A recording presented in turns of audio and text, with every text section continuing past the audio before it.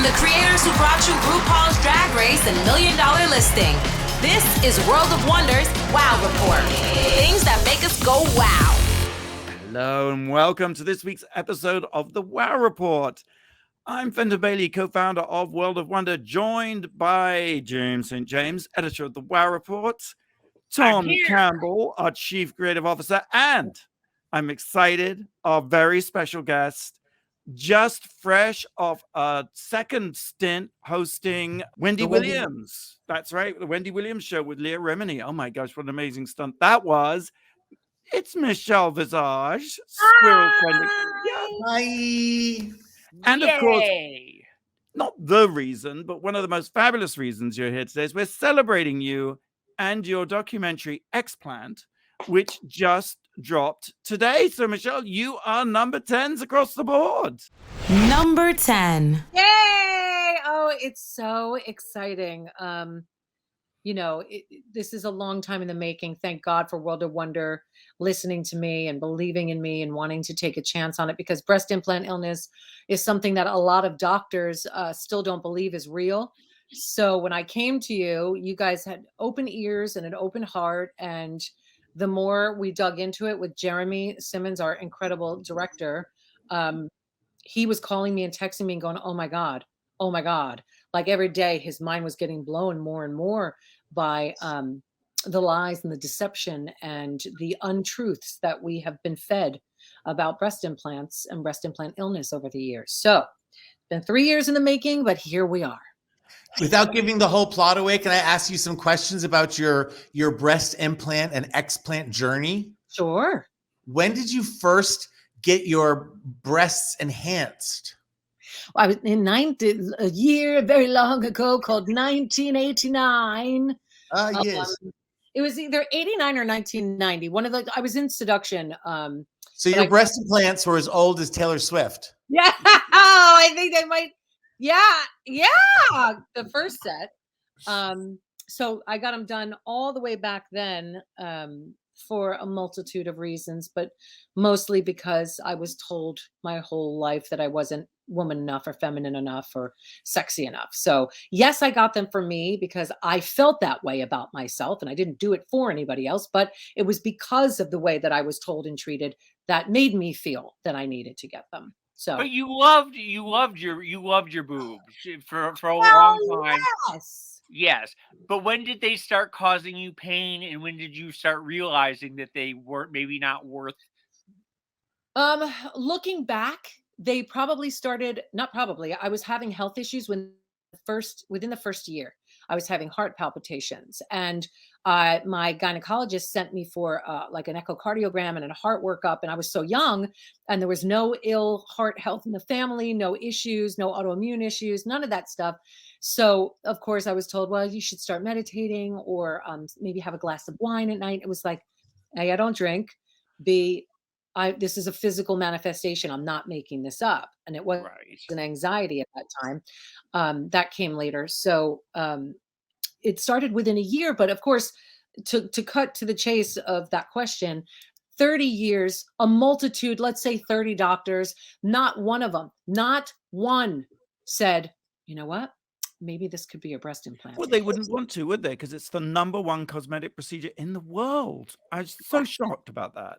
Correct. It used to be liposuction for many, many years, and then breast implants took over some years ago. But I had even said, as a layperson doing all this research before there was a Google, I would say, if I have an autoimmune condition, right, and it doesn't run in my family, nobody's ever had Hashimoto's, and it is a genetic thing. I just find it really odd that the one thing that my body's trying to fight are my breast implants, because that's the invader that's there 24 hours a day, 7 days a week. And even then they're like, well, the FDA says they're innocuous, so we believe them. And here's the studies. And it's like, but guys, I'm not even a scientist, and this makes sense. It just makes sense. So what were the symptoms that you noticed? Was it localized pain around the breast, or what, or is it a fatigue? Is it what is it? Zero pain. It presents differently on everybody. Some women do have breast pain. For me, it was a culmination. Like, it started growing. It started with the heart palpitations. Then it went to extreme hair loss, which then went to Hashimoto's, which is an autoimmune condition, brain fog, dry skin, weight gain. When I tell you I would eat nothing and still be gaining weight, I'd like to say that's my excuse now, but extreme fatigue, like to the point where like chronic fatigue and Epstein-Barr, they all play a part in this storyline connected to breast implant illness. The list it's a litany. It just goes on. And the more I think about it, like anxiety, panic attacks, all of that stuff is all connected to breast implant illness. And before you even ask if it's saline is any better, it's not about the filling, it's about the shell. The casing of the implant is the toxin. It's got 40 plus toxins in it, and it won't happen to everybody, but we do deserve transparency to at least know that it is a possibility, including cancer. I have a really important question I want to ask for myself and on behalf of all Drag Race fans. Since you've had your breast implants removed, can you tolerate the color green any better? I could tolerate it better. Weirdly, the implants came out and I started wearing green. Coincidence? I think not. I know, Tom, she's in a green enviro. Her cushions on her sofa are green. They're not. It's just the horrible light. They're white. Your glasses are green. Everything's green. They're not. They're beige, Fenton. So just put I see gray. We're all seeing different colors here. I see oh my gray. God, I'm like the blue and black dress. I see Merle Ginsburg, so I don't know what's going on. Oh, you're funny. I love an inside joke. Yeah. Well, Explant is streaming now on Paramount Plus, so go see it. It's really a fantastic documentary, if I do say so myself. Well, actually, I do say so myself because I had very little to do with it other than just make sure it got done. But Jeremy Simmons did a fantastic job directing, and you, Michelle, in it are stellar. And yeah, it's got some really shocking things in it. Let's go on to number 9. Stick around, Michelle, right? Even though there's less of you now, please stick around. Don't float away. I will. Number 9, James. Number 9. Number 9. Very quickly, I finally watched Dune last night. I had not seen it yet, and I was really underwhelmed. I was very disappointed. I was sad.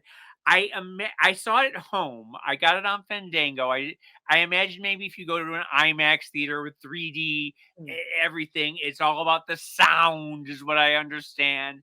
But the storyline just had no forward momentum. There was no investment in any of the characters. I love Timothée Chalamet. I love him. Zendaya was on it for 3 seconds. And Jason Momoa is cute as a button, but what does he do? I mean... But the story of Dune is a cinematic expanse. It's not really a story in a Star Wars sense, is it? It's not. That's just it. Star Wars and Star Trek have this sort of zippy self-awareness about it, and they have these moments of levity, and they have these great characters that you love and become obsessed with. I didn't give a fuck about any of these people. Not one of them spoke to me, and I wasn't invested in the story of looking for the spice. Even if it was a good drug story, like I was not like invested in wanting the spice. I don't, and yes, and the problem is that I was watching it at 2:00 in the morning, and every time, these big clanging sounds and the booms and the grinding and all that stuff, I had to turn the volume way down so I wouldn't wake the neighbors up. So I missed out on that sort of oral experience that everyone talks about how great it is. Fenton, you loved it, right? Well, it's an eargasm. It definitely, the sound surrounds you, and it's like monsters sort of farting, and it's like you are immersed. It's a sound bath, actually. I think that's fair to say. And I think the sets are exquisite, and then not much happens, really. Nothing happens. And I was like the first one. It's kind of like David Lynch's one. It's very similar. I wanted it to be, I wanted the costuming. I love the idea of sort of space age medieval garb. Like everyone is sort of in this new agey medieval robes. Here's my really unhelpful input on this story is I'm just not a big fan, with some rare exceptions, of movies set in the future.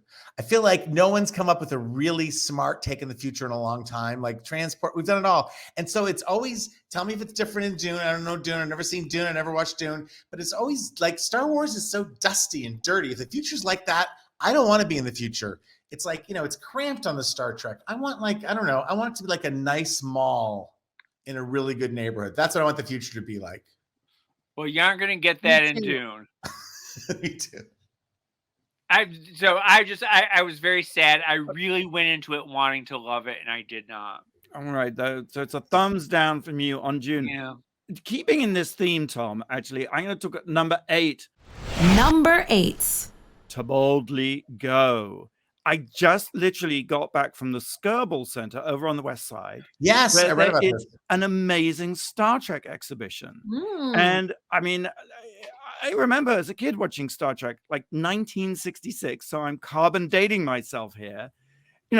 It wasn't a big hit when Star Trek came out. And like you said, it was a little cramped and did feel like people were just sitting around watching TV. But as my guide told me at the exhibition today, this was the height of the civil rights movement. And this was the first multicultural cast. They had a woman second in command on the deck, a black woman on the deck, Lieutenant It was the first interracial kiss. They had an Asian. They had a Scottish man. A gay Asian. A gay Asian. Oh, my God. They had a Scots. And, of course, they had Spock, who was a human without emotion. Yes. So it was this Kind of like extraordinarily... me. And Spock was also multiracial too. Yes. He was from a mixed marriage, yeah. And but this also I didn't ever realize is that it was about this group of diverse people. Instead of fighting and killing one another, they were going through space doing good. And every single episode had a values-based mission, which apparently was the original idea and still persists to this day in what is, I think, perhaps the largest franchise ever born on television ever. I definitely buy Star Trek more than Star Wars. Star Trek's right up there. I've enjoyed some of the movies. I because of my age and watching the repeats of my brother, we had one TV, so we'd all fight for it. My brother was oldest. He'd always win. He'd say, I've never seen the Star Trek before. They were in repeats and syndication. And then the last moment of the show, he would say the line Spock said right before he said it, just to prove to me that he'd seen it before. Okay, I've let that go. I had the crush on Captain Kirk, and I used to have my Captain Kirk and Cher dolls movie. I was so in love. And my mother used Did you hear my story, James St. James? Did you even hear what I said? Wait, what? My Captain Kirk doll and my Cher dolls would be naked 69ing, and my mother would find them all the time.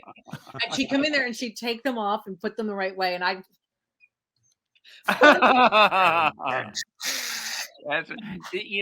there's a great story about Nichelle Nichols, who played Lieutenant Uhura, and she was going to quit after the first season because she said that she wasn't doing enough.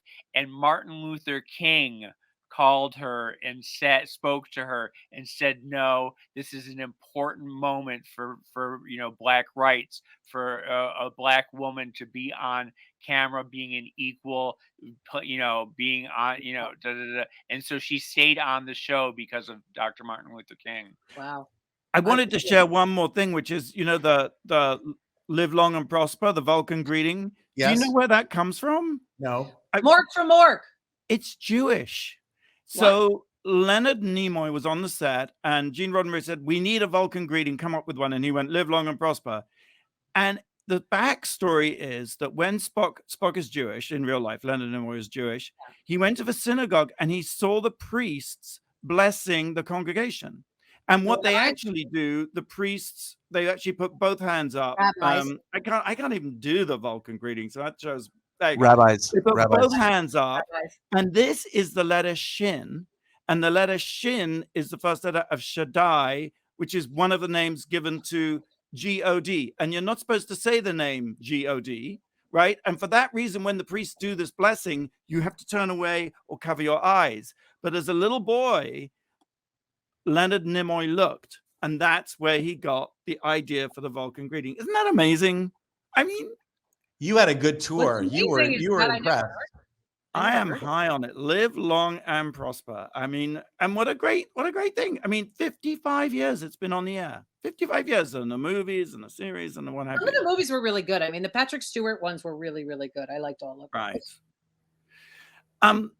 Should we take a break? Let's do. Let me give a quick plug. Watch Michelle Visage along with Graham Norton, Trixie Mattel, Vanessa Williams on Queen of the Universe. Streaming on Paramount Plus, along with Michelle Visage's documentary about breast implant illness, Explant. Well done. Paramount Plus. The plus is for Michelle Visage. Unless you're in the UK. It's coming next year.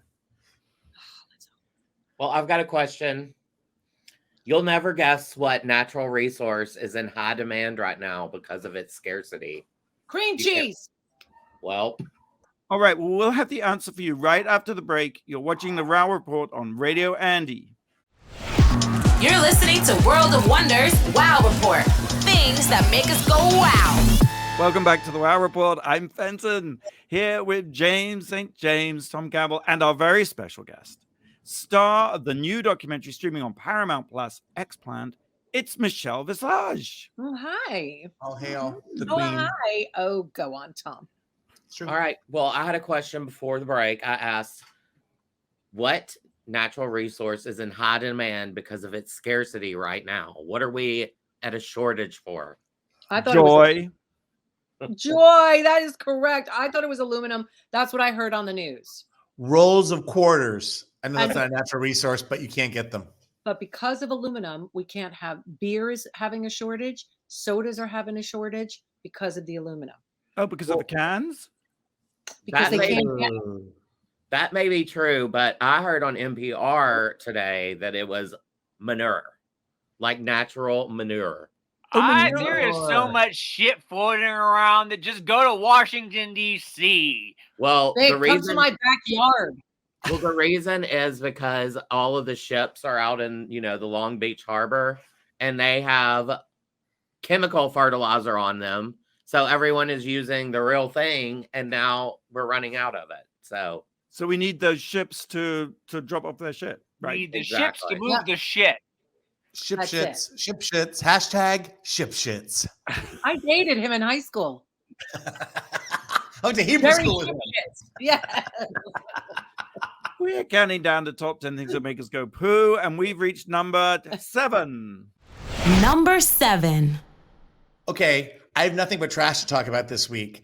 And I'm going to talk trash, not really, about Ben Affleck. And I'm actually going to come to Ben Affleck's defense a little bit, because Ben Affleck, in an interview with Howard Stern, was sort of off guard and talking about his life and his alcoholism. He said if he were still married to Jennifer Garner, he'd still be drinking because he was in such a bad marriage. Well, the internet, which is a friend of mine, the internet went crazy saying, because we all know the optics, right? That Jennifer Garner was there for him when he was messy. She picked him up. And does anybody next to Michelle Visage have as spotless a reputation as Jennifer Garner? Like, people just she is 13 going on 30, clean as a whistle. She farms Instagram, yeah. It did sort of seem like he threw her under the bus, right? That was sort of the yes, that he should be celebrating her and all that kind of stuff, which is great. But I'm just surprised that anybody today who does a Howard Stern interview isn't canceled. Do you know what I mean? Because it's like we live in an age where you can't really have. I'm sure this show will come back to haunt me. What I'm saying right now will get me canceled. I'm sure I have lost many future gigs because of the things I have said on No, this. we're blessed because no one watches or listens. I know, but someone's going to find it. Someone's going to be Googling Michelle Visage, click on this, and be like, Tom Campbell, you're canceled. Well, I will say this. I'm a Howard Stern P1. I listen. Yep. I have listened my whole life, all my radio career. He's been like my it. Nobody, I'm telling you, I'm going to go on the record saying he's probably the best interviewer we have right now, hands down across the board.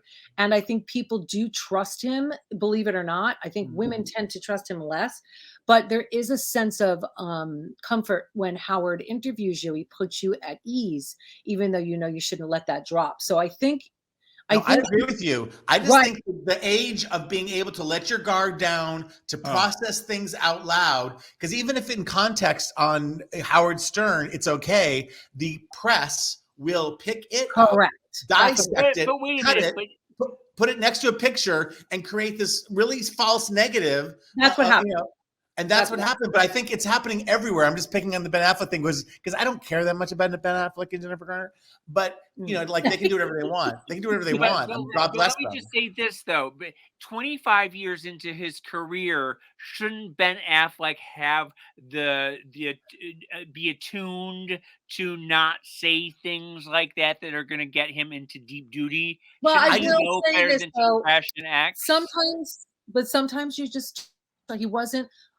Sometimes you just talk, and just like Tom said, things will be isolated and taken out of context and put in the way that they needed to do a salacious headline. Maybe just the marriage wasn't happening. He's not blaming her. He's just saying he was so unhappy that he turned to drink, not because Jennifer was such a horrible person or horrible. Right. Because they cope beautifully now.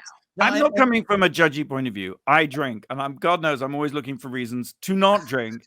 And one of the things I read from time to time, because Medium has decided that I need to stop drinking, and so all the articles that show up in Medium are like, if you're an alcoholic, etc. But anyway, one of the things I learn, and occasionally looking at one of these articles, I'm learning things about you right and left right now, is that you'll always make excuses for drinking. And sorry, it's no excuse. Like, she is not the reason why he was drinking. Right. Not calling him out, just saying. And I don't know, again, if that was his intent. And so I'm bringing this up because everyone's talking about it, but I'm also bringing it up from that behind the scenes kind of thought of like, you really can't you have to have so we're just going to get more and more not coded, but sort of like press releases. No one's going to feel free to really. Yeah, you aren't going to get real emotions and real conversations anymore because everyone's going to be so terrified. But the best thing that came from this, and I'll end with this, is just that somebody writing about it wrote something that shared a quote from Nora Ephron. Are you ready? Love. Never marry a man you wouldn't want to be divorced from. Oh, that's good. Oh, that's good, right? Drop mic. Oh my God, that's like a whole new first date conversation to have. It's like, now let's imagine we're divorced and you hate me. What would you say about me? What would you do? Would you go on Howard Stern? Oh, that is so true. All right, let's move on to number 6, James. Number 6. Breaking news. Caitlyn Jenner was denied entrance into the Polo Lounge at the Beverly Hills Hotel in Los Angeles, and she was furious and went on a Twitter rant about it.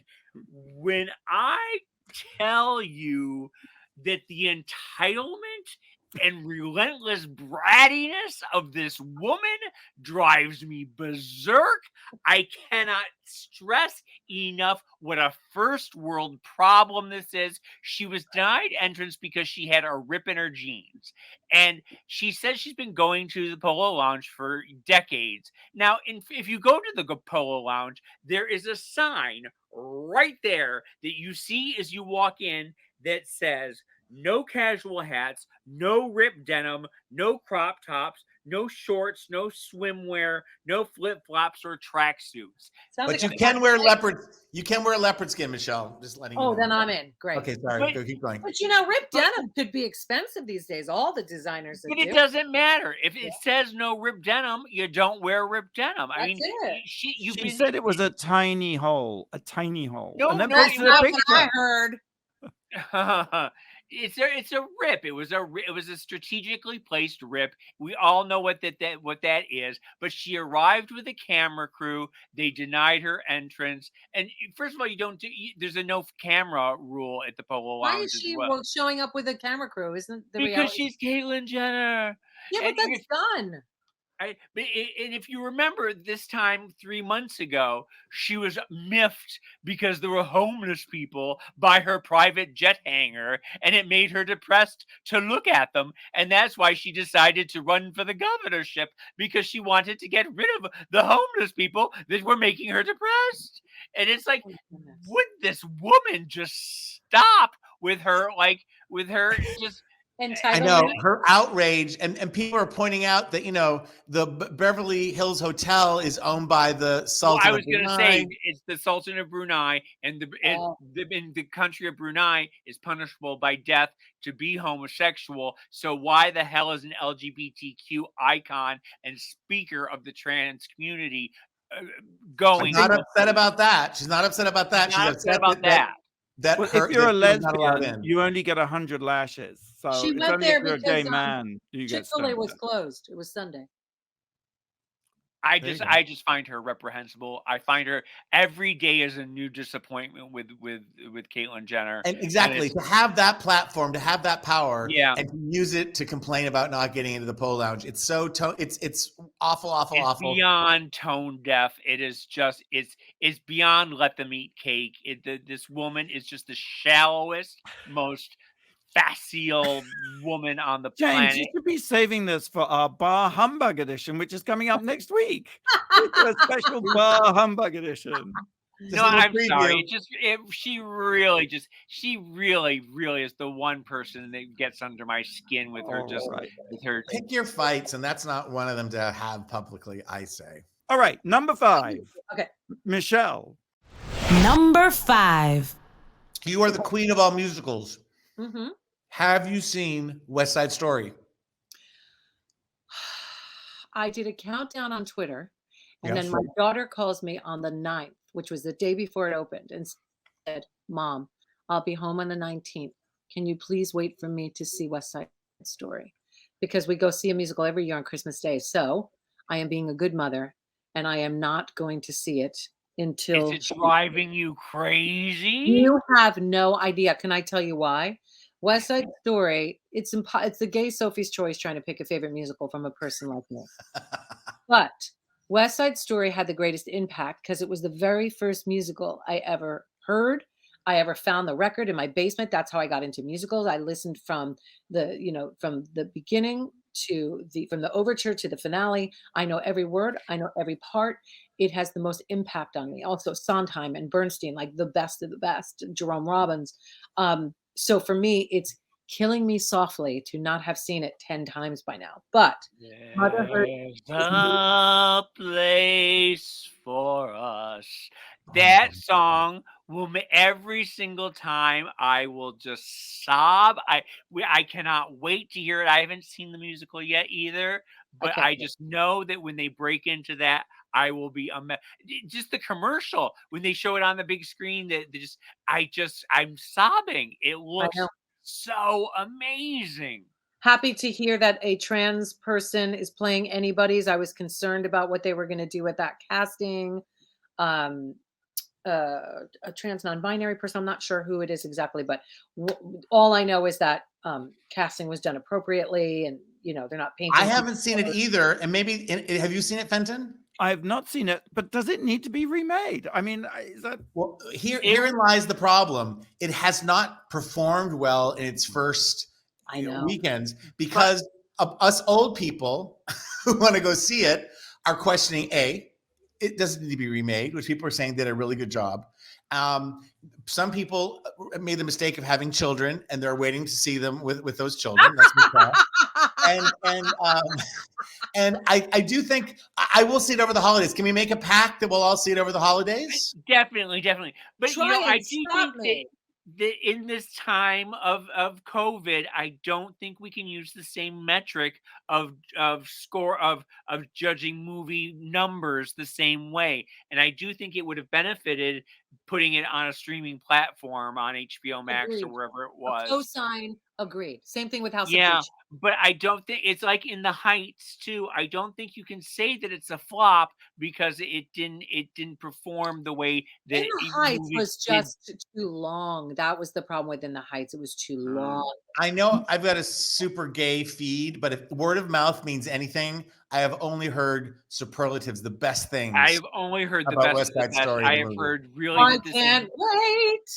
To be continued, the debate over West Side Story. We're going to take a quick break. I just have to tell you, Getting Curious is a new show from World of Wonder with the Queer Eye star Jonathan Van Ness. In each episode, it's based on his podcast. In each episode, he dives into a question that makes him curious. The show will debut on Netflix in January.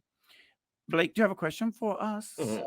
Well, I have a little product placement. I was scrolling through Facebook the other day and I came across this really hot guy with an ad on Facebook for a massage, and his name, I'll tell you when Wait, we come back. You're giving a rent boy.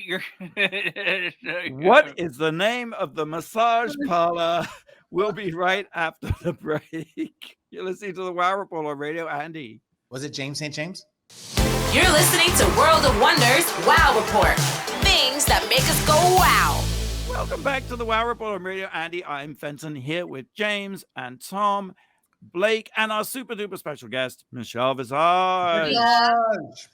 Now, Blake, you had a really interesting. Yeah, I was trying to like play game and get this really hot masseuse guy that I saw on Facebook.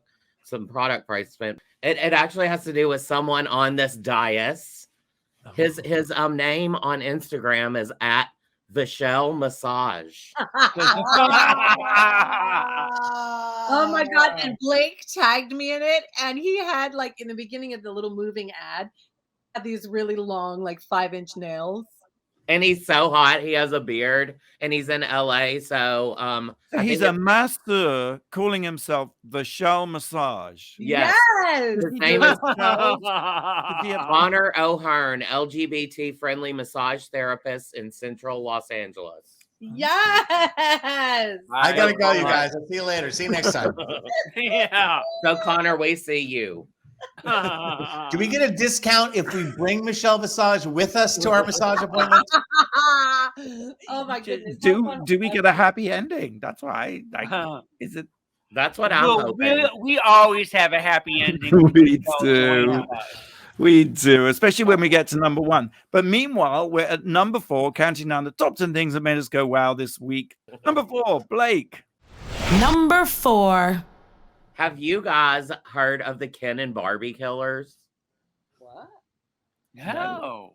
Tell us more. Well, it's this couple from the early 90s in Canada, around Toronto, and the Ken and Barbie illusion. I don't know. I don't think they're that hot, but whatever. And Fenton, this kind of reminded me of you because a lot of the trial, not that way, because a lot of the trial it's like one of the first trials where they videotaped a lot of their crimes. And you're always talking about the future is televised, and how once everyone had a camera in their hands, it kind of changed society. Well, their names are Carla Homolka and Paul Bernardo. And the story goes, these rapes started around like 1986 in Scarborough, a suburb of Toronto. And the last one happens, and this woman, the last victim, gets a good look at the guy, and she's like, he's a really handsome boy next door type, be on the lookout. At the same time, we're learning backstory about Paul and Carla. They're a very pretty couple who get married, and they honeymoon and live their young, fabulous, big-haired Canadian lives, all while recording everything. Christmas 1990, Carla's younger sister, Tammy, tragically passes away. She's the youngest of the 3, and Carla's the oldest. She was allowed to have alcohol that night to like celebrate the holiday. She was 15. She was with family, Well, she ends up choking on her own vomit after everyone had gone to bed. And she was staying up watching TV with the couple. It was very tragic. The community was devastated. Everyone embraced the young couple.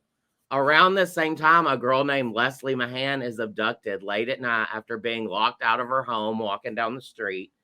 And a couple of weeks later, a kayaker finds her body on a small lake. It's near the shore, and it was encased in cement blocks. And then very shortly after, another teen, Kristen French, was brazenly abducted and murdered as well.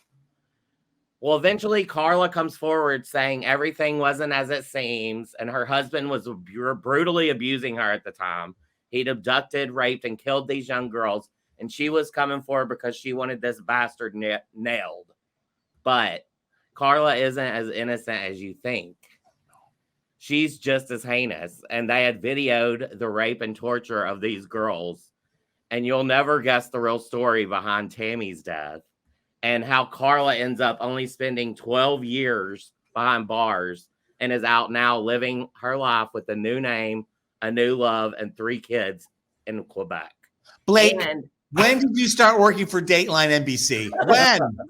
Well, is this a documentary? What is this? yeah, it's on Discovery Plus. It's a 4-part, and I've literally only told you about like the first episode. Wow. It ended up, these tapes though, like going back to what I said about like the future is televised and you saying that, like they ended up burning these tapes.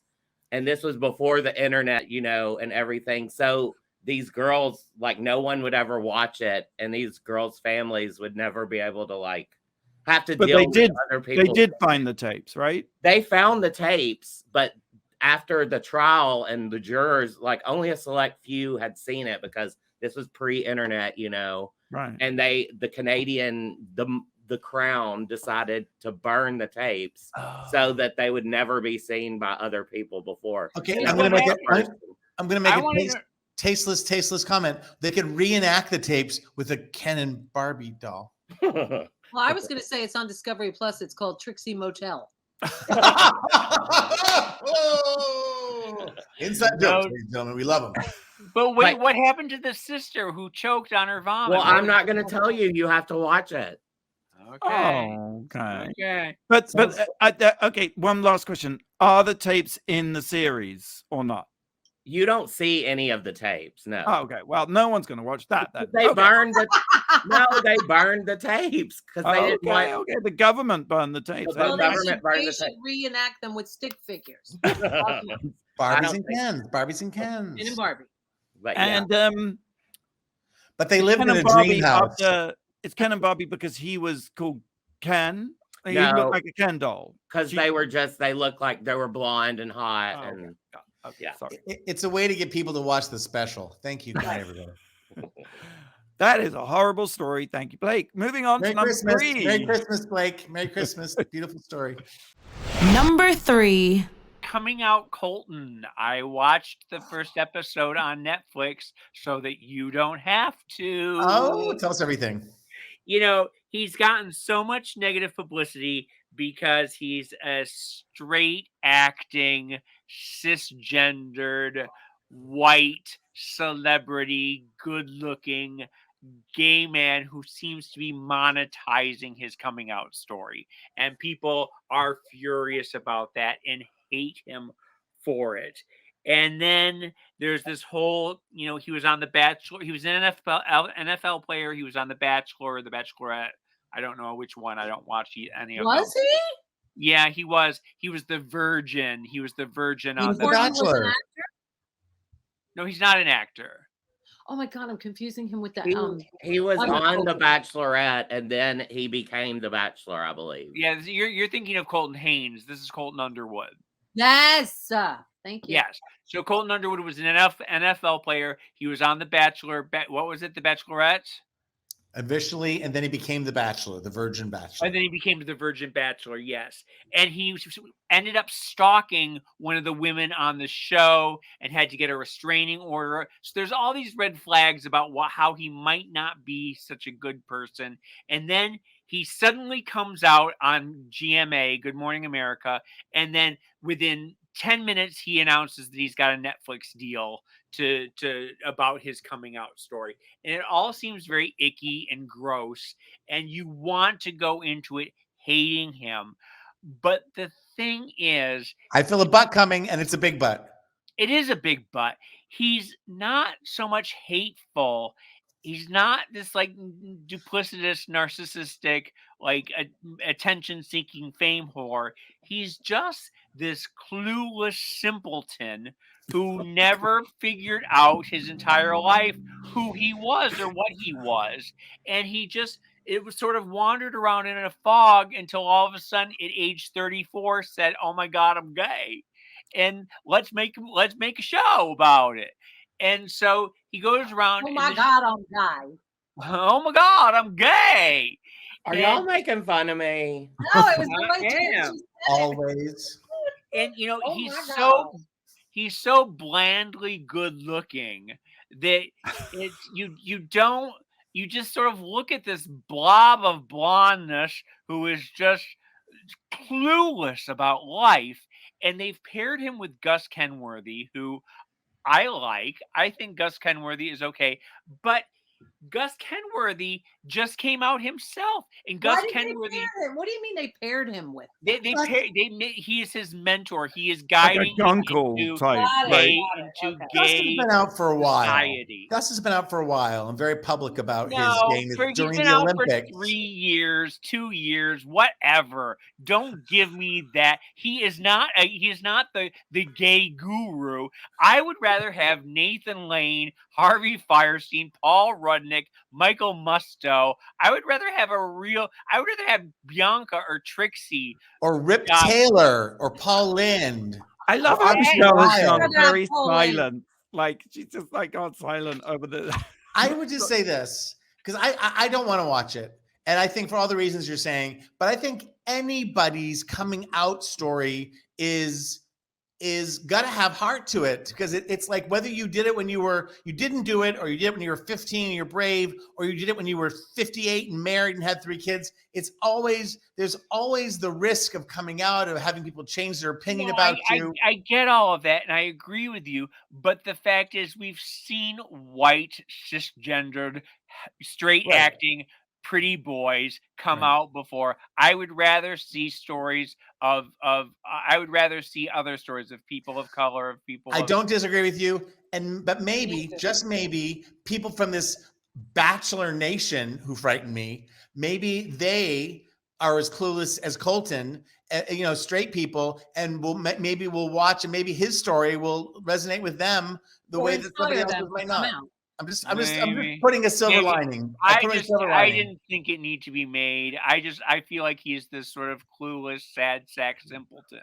Well, the algorithm at Netflix disagrees with you, James. You mentioned Colton Haynes earlier, and I've told the story on the show before about how relentless I was about outing Colton Haynes when he was on Teen Wolf, and I knew that he had the XY magazine pictures where he was making out with a boy, and we were threatened to be sued on the WoW Report if we ran those pictures. And I was furious about that, and I thought, like, why is he going back into the closet?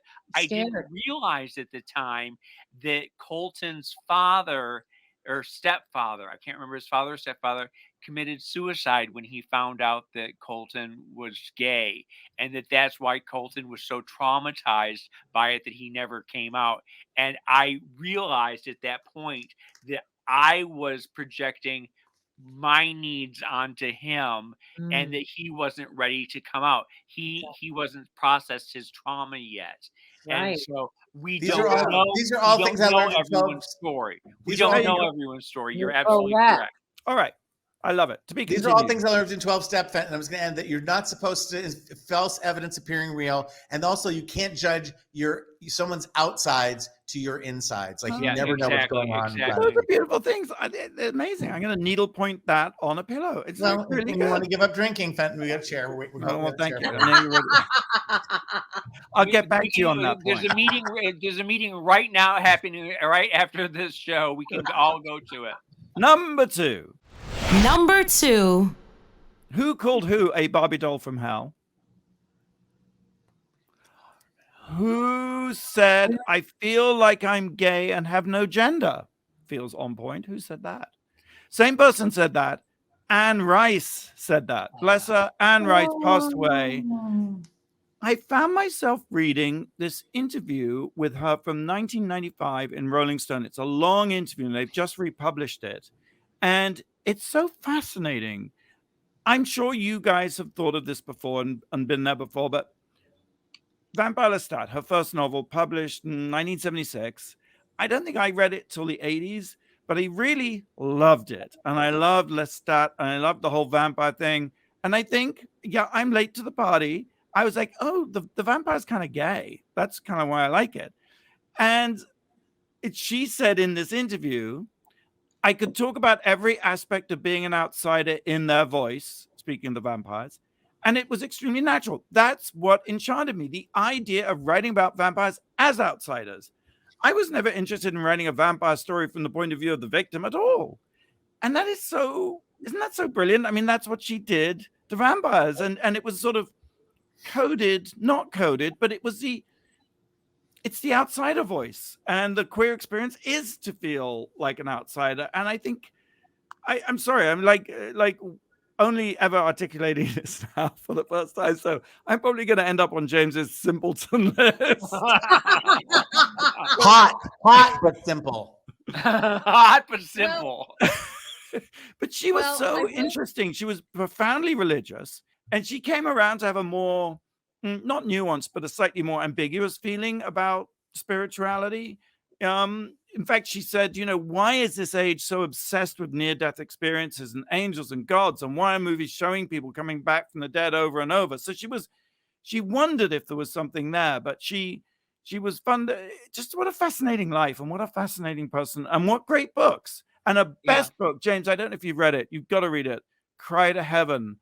1982, I think, came out. It was about castrati. It's absolutely, fabulous. My experience with Anne Rice, obviously, I think the Vampire Chronicles came out like in the 70s, I think 1976 or something like that, right? Yeah. We didn't get familiar with them until, at least for me, until probably the 90s. But my first introduction to Anne Rice was under her pseudonym, and it was The Claiming of Sleeping Beauty. The Anne Rochefoucauld or whatever. Correct. Yeah. And that's when I first got turned on to her, and turned on in many, many ways. A very homoerotic, wonderful series. I think it's a trilogy, but the first book is the best in my opinion. And when I started doing backstory on her and learning about her and how religious she was, the way she wrote, it all kind of makes sense, and her awakening and her darkness and her love of New Orleans and all of this kind of makes sense. But if you've never read true erotica and you think 50 Shades of Grey is erotica, please read The Claiming of Sleeping Beauty. It's not beautiful. And I think I've mentioned before that I love the Vampire Lestat, and I love the Interview with the Vampire and Queen of the Damned, but I love the Witching Hour books too. I think the Mayfield Witches, I think they are so fun. Well, she said she didn't like writing them because she hated having to describe the torture and the evil and the burnings, because she said that even though vampires suck blood, etc., she didn't really glory in the violence. It's true. It's true. I mean, it's all about the homoeroticism and she loved that. Well, anyway, condolences to her surviving son, Christopher Rice, and rest in perfection, Anne Rice, who died of a stroke December 11th. So sorry. Yeah. All right, we're going to take one last break. The Bitch Who Stole Christmas is a must-watch this holiday season, streaming right now on VH1 with a cable subscription. And when we come back, we'll reveal the number one thing that made us go wow this week. You're listening to World of Wonders Wow Report. Things that make us go wow. All right, welcome back to the Wow Report. I'm Fenton here with James and Tom.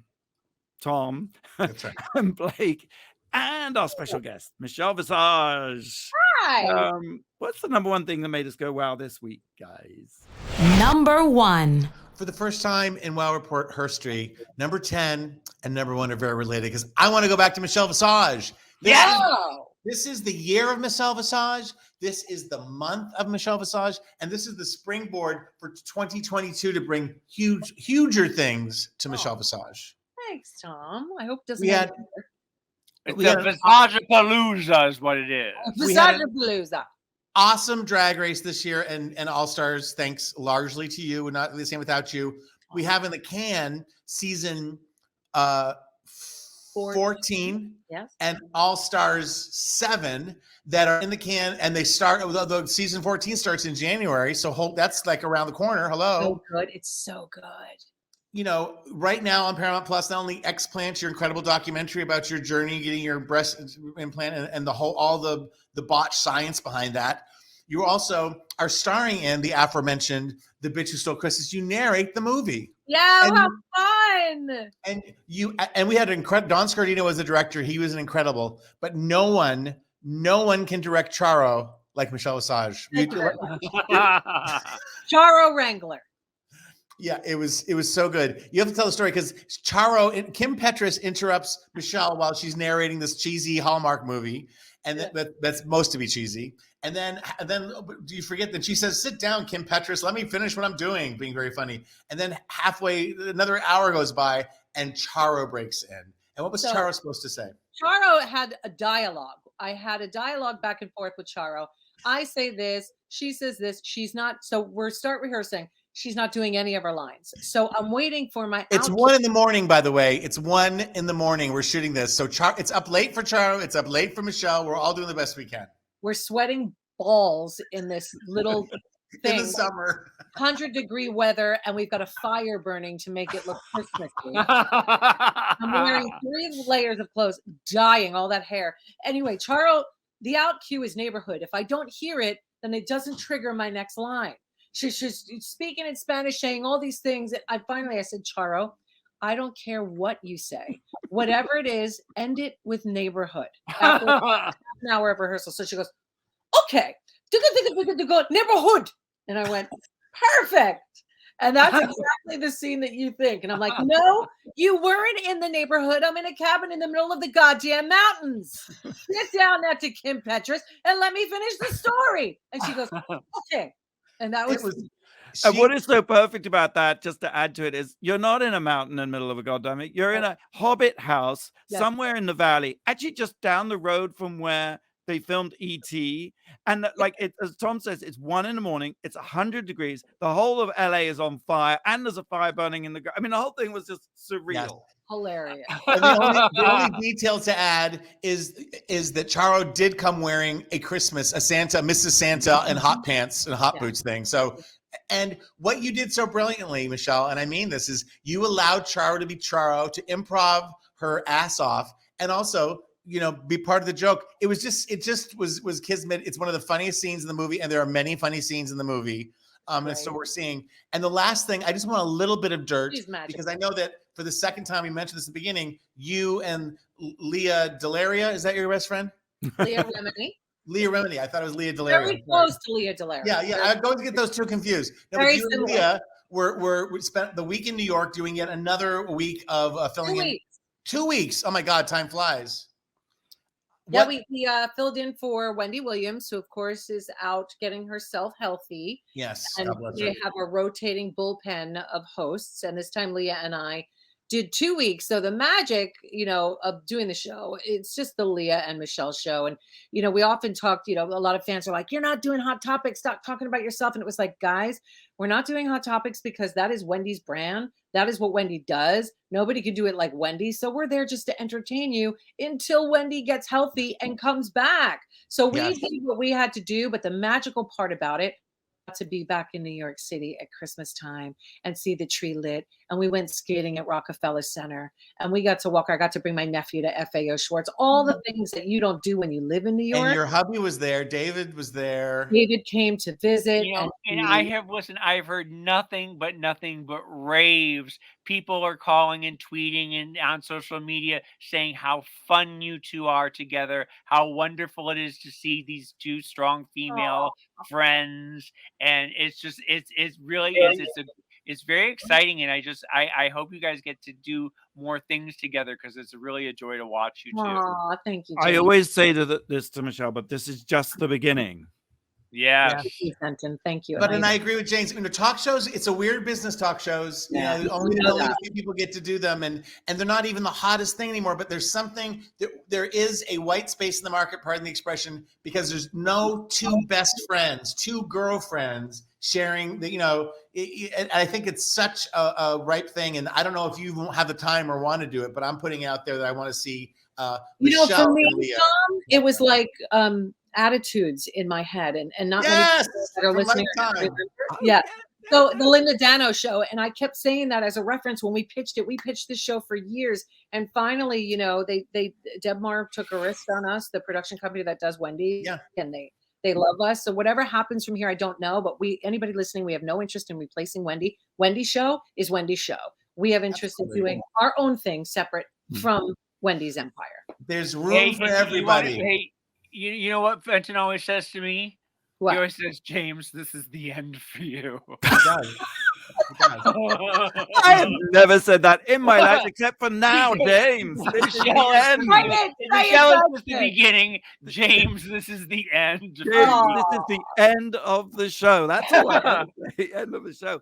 Thank you so much, James. I love you. Thank you so much, Tom. I love you too. And Michelle Visage, I love you humongously. And Blake, I love you thank madly. you too. Happy holidays. And next week, our special bar humbug show where James will damn things to hell because he's been so positive on this show. No, but I want to wish you all a happy holidays. I love spending time with you all every weekend. And Michelle, it's so good to see you. I haven't seen you in forever. This has been I miss your face so much.